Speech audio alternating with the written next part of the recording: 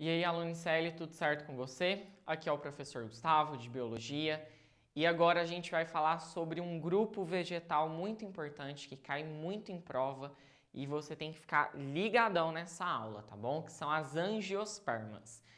Dentro das angiospermas, né, como eu falei, angiosperma é um nome que não tem critério mesmo taxonômico, né? Ele é um nome dado para um grupo de plantas que apresentam flores e frutos.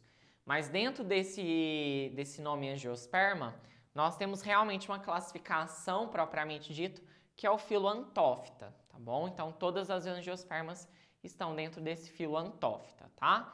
Só que o filo Antófita, ele é dividido em dois grupos para você aí entender, que são as monocotiledôneas e as eudicotiledôneas, tá?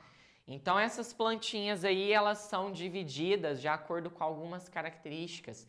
A principal característica que a gente vai estar diferenciando é o cotilédone. O que é o cotilédone?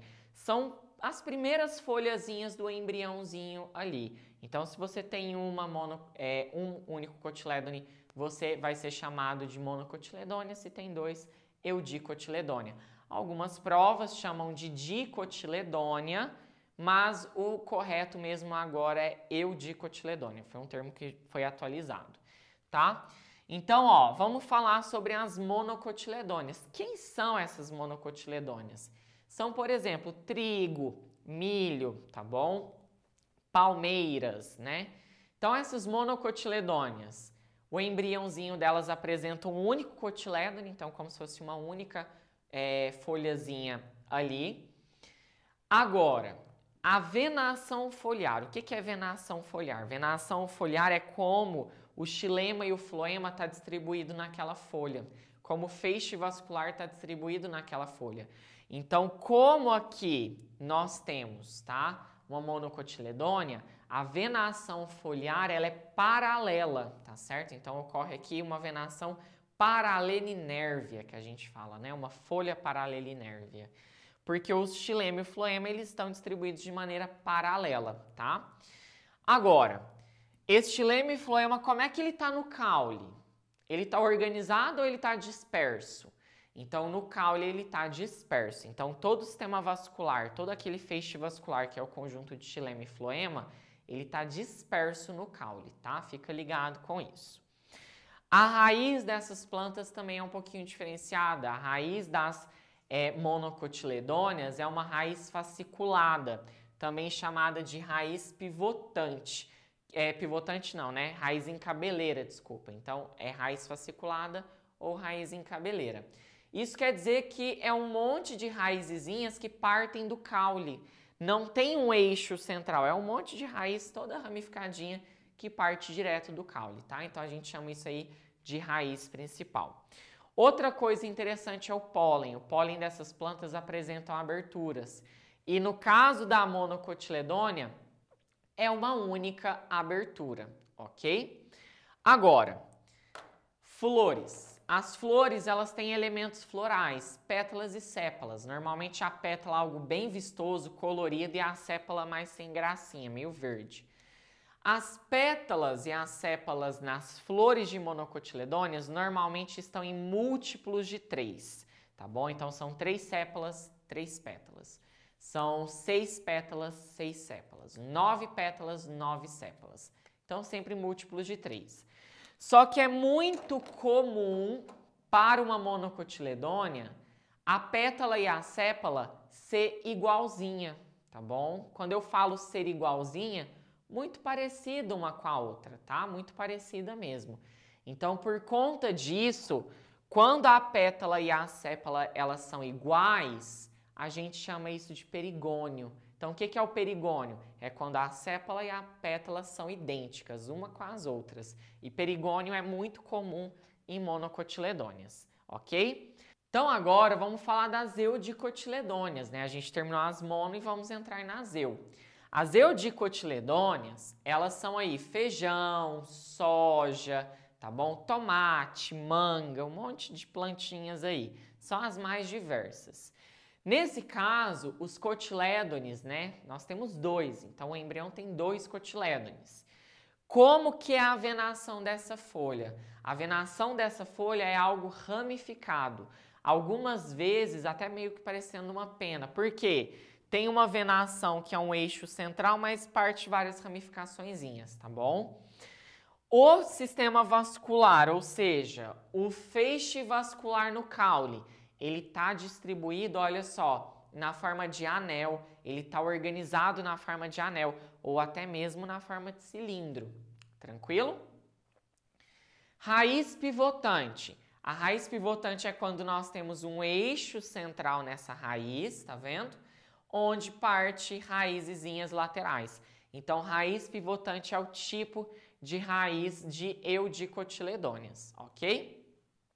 O pólen apresenta 3 aberturas, não uma mais, então são 3. A gente pode até falar aí que essas plantas, elas são tricolpadas. Por que tricolpadas? Porque apresentam essas 3 aberturazinhas aí.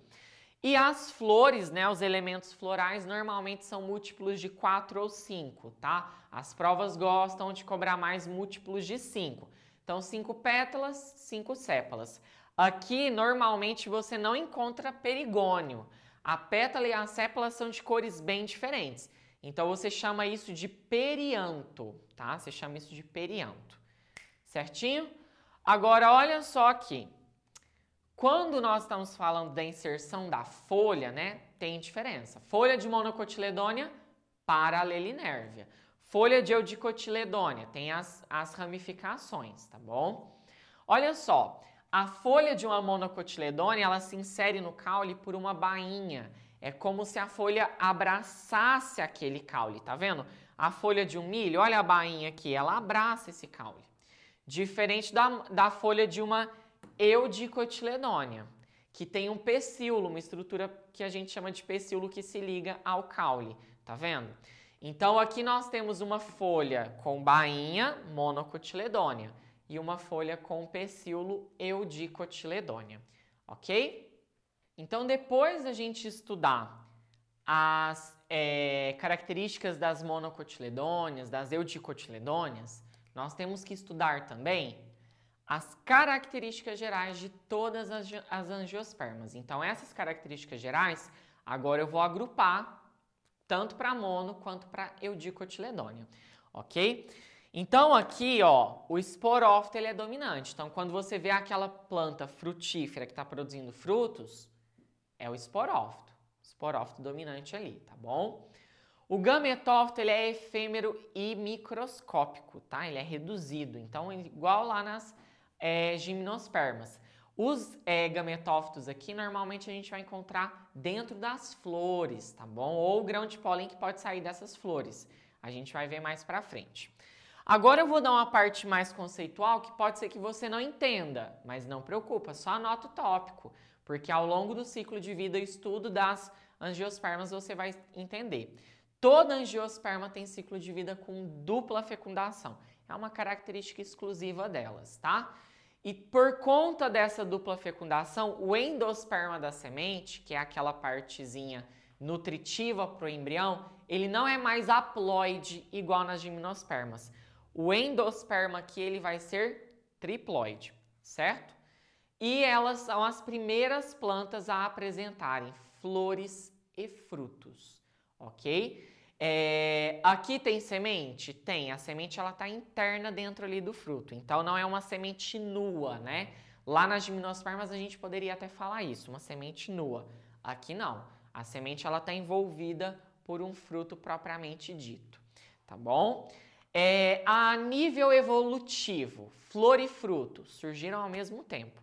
Então, ao longo da evolução dessa planta, a flor e o fruto, a gente consegue ver que eles surgem ao mesmo tempo. Agora, a nível de ciclo de vida, a flor ela surge primeiro. Depois que a flor ela é fecundada, surge o fruto. Então, o fruto vem da fecundação dessa flor, tá bom? Vamos entender, então, um pouquinho sobre a estrutura da flor, né? A flor ela é um ramo modificado da planta, tá? Que tem elementos para reprodução. Então, a gente encontra aqui, olha só para você ver, elementos estéreis e elementos férteis.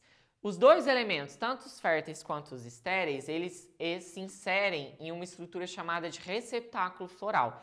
É a basezinha da flor. E a flor se liga ao caule numa estrutura que a gente chama de pedúnculo floral. Nesse receptáculo, nós encontramos os elementos estéreis, que são as sépalas, essa estrutura verdezinha aqui. A sépala, ela vem para proteção. Normalmente, a sépala, ela realiza a proteção do botão foliar, tá bom? Então, do botão floral ali.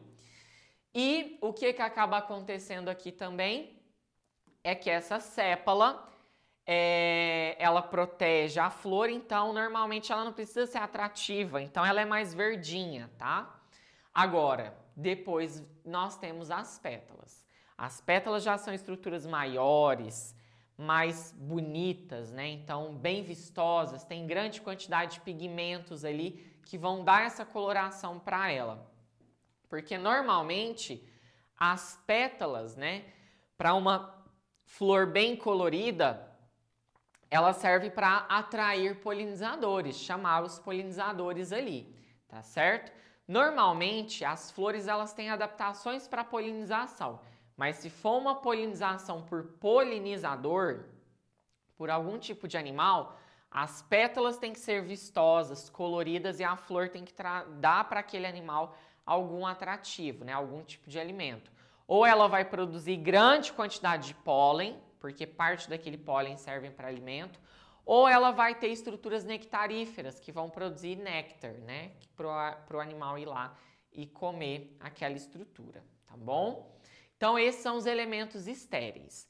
Os elementos férteis, nós temos então o estame, que é o órgão reprodutivo masculino, tá? Onde na sua porção aqui, ó, mais abaixo, nós temos o filete, que sustenta a antera, que é essa porçãozinha mais gordinha. Dentro da antera nós vamos produzir o grão de pólen.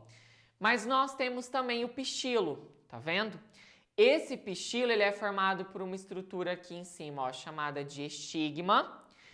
Logo depois desce aqui um estilete e depois vem o ovário, tá? Esse ovário ele vem de uma estrutura chamada de carpelo. O carpelo é uma folha modificada.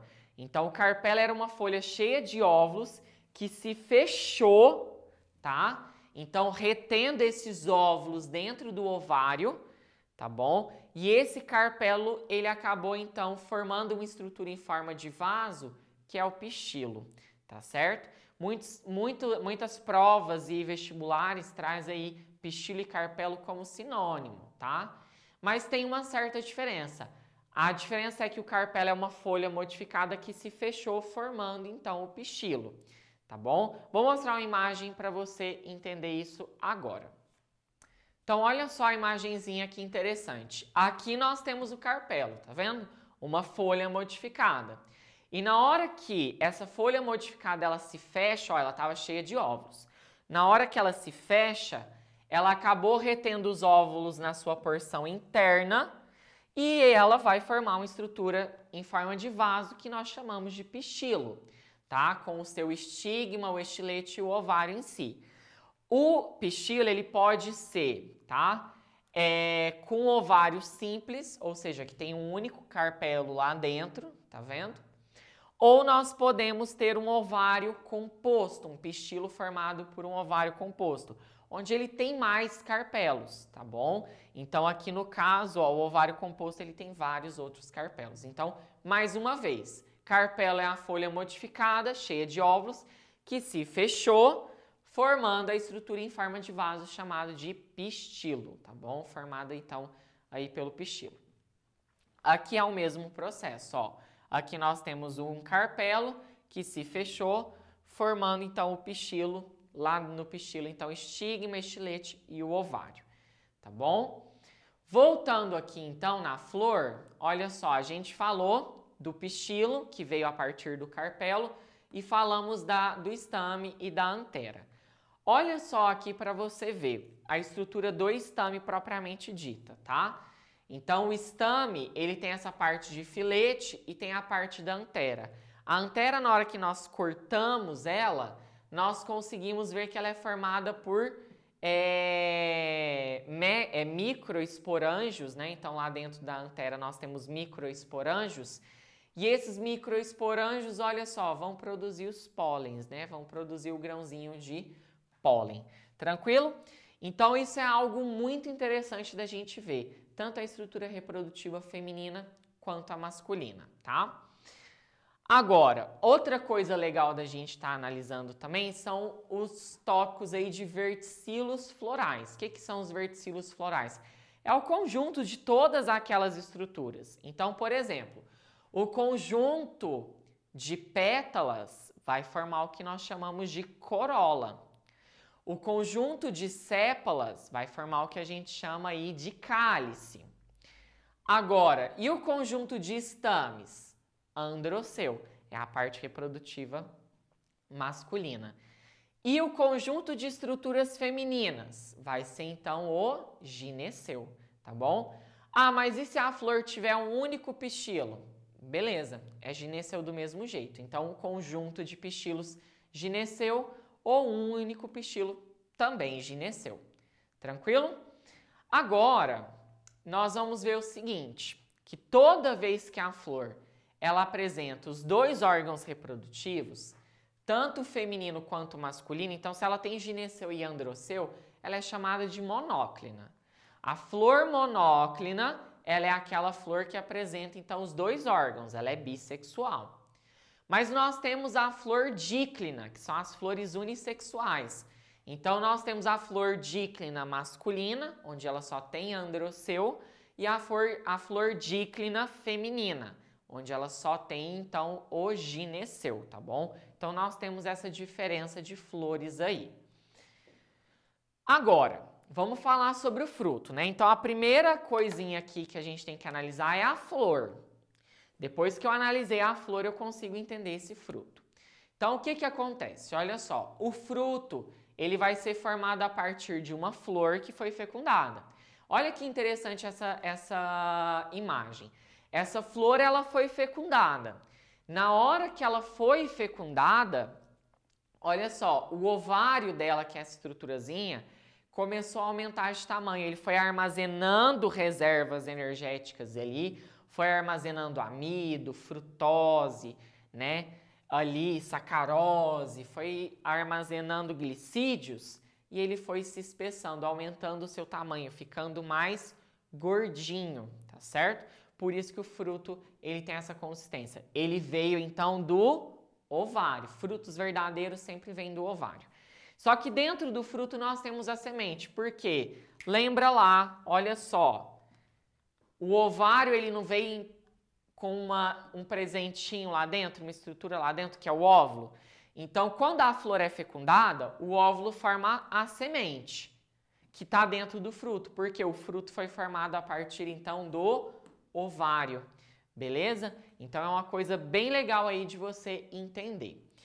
Agora, esses frutos, eles podem ser classificados em frutos secos, né?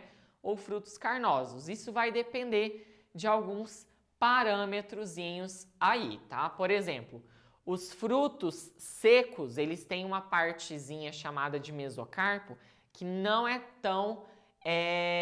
ela não apresenta uma grande quantidade de glicídios ali para auxiliar na dispersão daquele fruto. Normalmente, fruto seco, pode ser que ele seja dispersado por animais, isso pode acontecer, mas normalmente é pelo vento que o fruto seco ele é dispersado.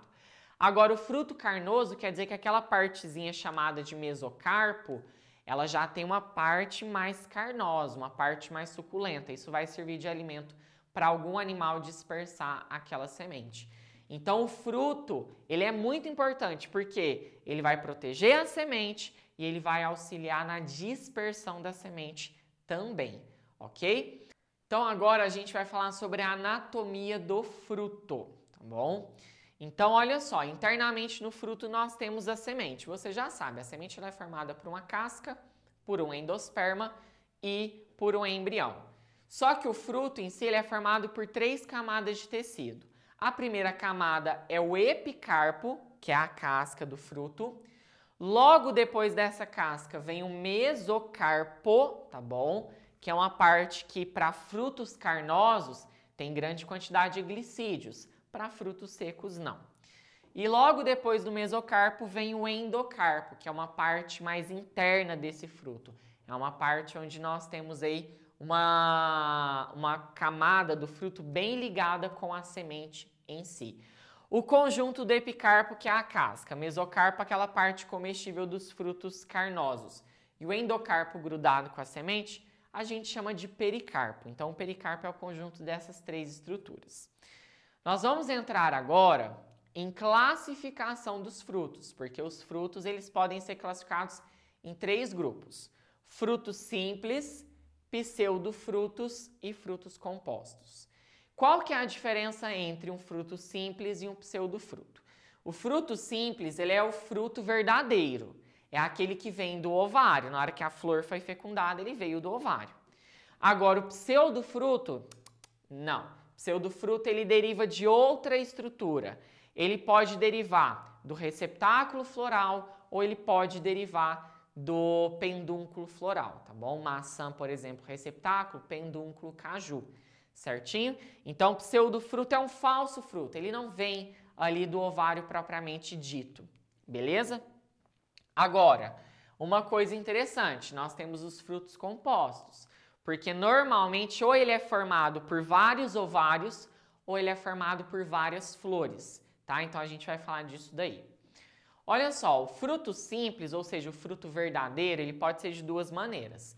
O fruto carnoso, onde o mesocarpo tem grande concentração de glicídios, né? E o fruto seco, onde o mesocarpo ele realmente é seco, não tem tanto glicídio assim. O fruto seco ele pode ser de duas maneiras. O fruto deiscente, que é aquele que se abre, tá bom? Então, ao longo do seu desenvolvimento, ele vai se abrir. E o fruto indeiscente, que ao longo do seu desenvolvimento ele não se abre, tá bom? Pseudofruto, mas aí a gente entra no fruto composto. O fruto composto ele pode ser agregado, tá bom? Ou ele pode ser fruto múltiplo ou infrutescência. A gente vai ver cada uma dessas classificações. Começando pelo fruto simples carnoso. Esse fruto simples carnoso, nós temos duas diferenças, a baga e a drupa. Fruto baga é aquele fruto que pode vir de um único carpelo ou dois carpelos. Lembra? Carpelo é a folha modificada que se fecha.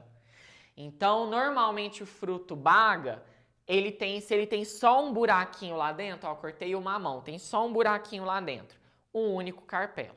Agora vamos pensar uma laranja. Cortei a laranja no meio, tem vários gominhos. Cada gominho era um carpelozinho ali, tá bom? Então esses frutos do tipo baga, eles podem vir de um único carpelo ou mais. Mas uma coisa que todo mundo tem em comum, muita semente. Então fruto baga tem bastante sementes e sementes fáceis de se individualizar. Você consegue tirar ela realmente mais facilzinho ali do fruto, tá? É o caso de laranja, limão, mamão, tá certo?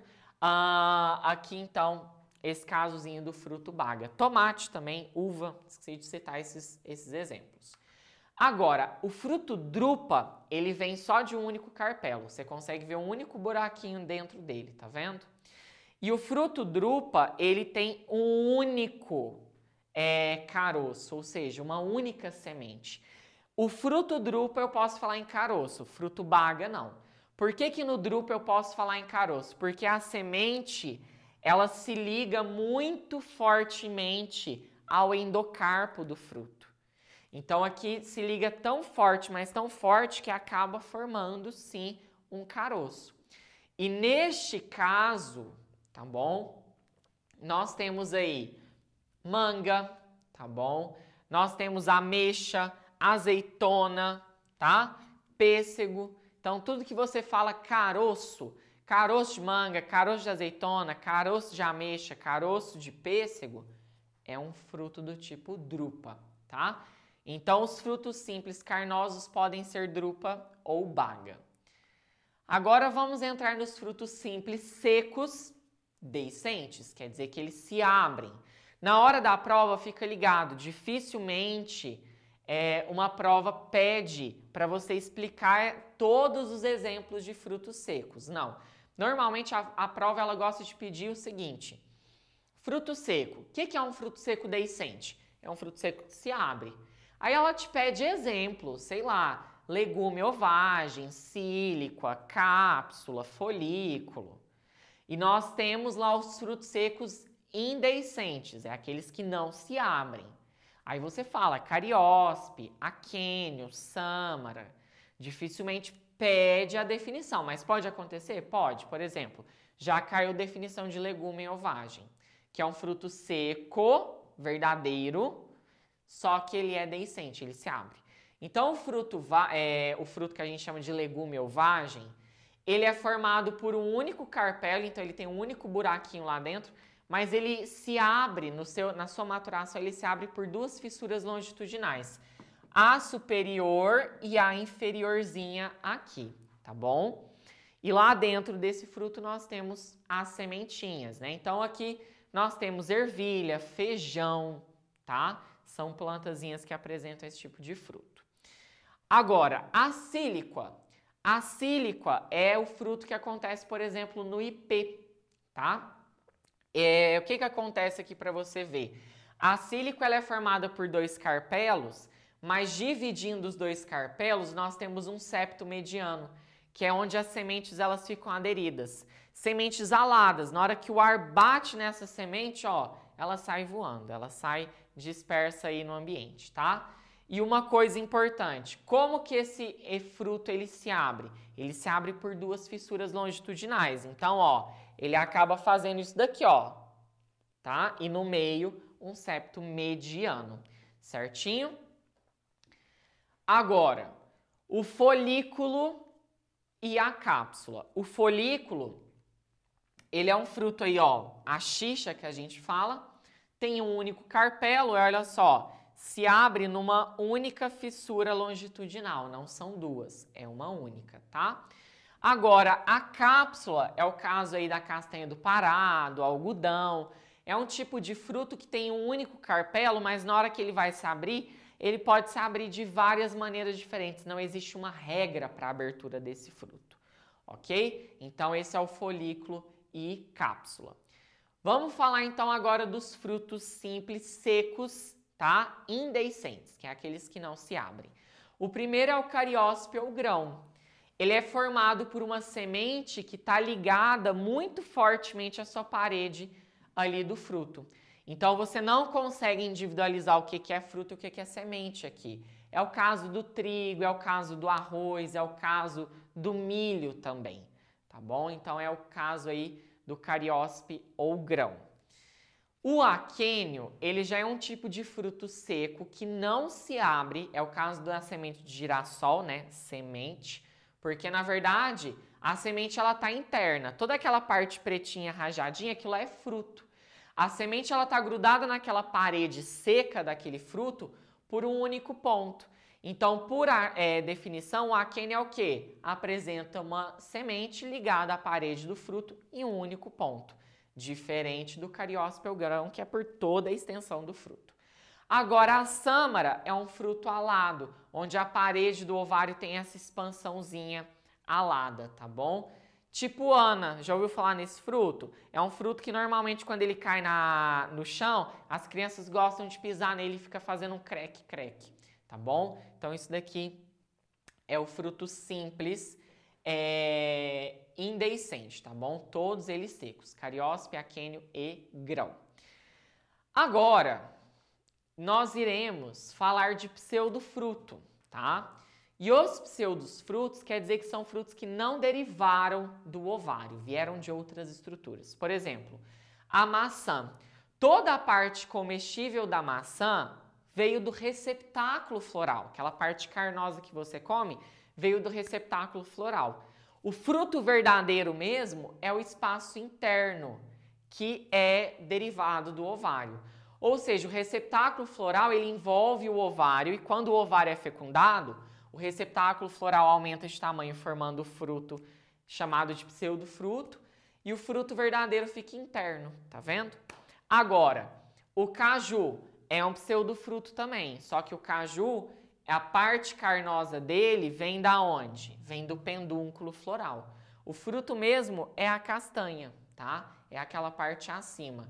Aí você acaba comendo aquilo ali achando que é uma castanha, uma amêndoa, mas é o fruto verdadeiro do caju, ok? Na nossa próxima aula, a gente vai comentar sobre os frutos compostos e falar sobre o ciclo de vida, tá bom? Te espero lá. Até a próxima!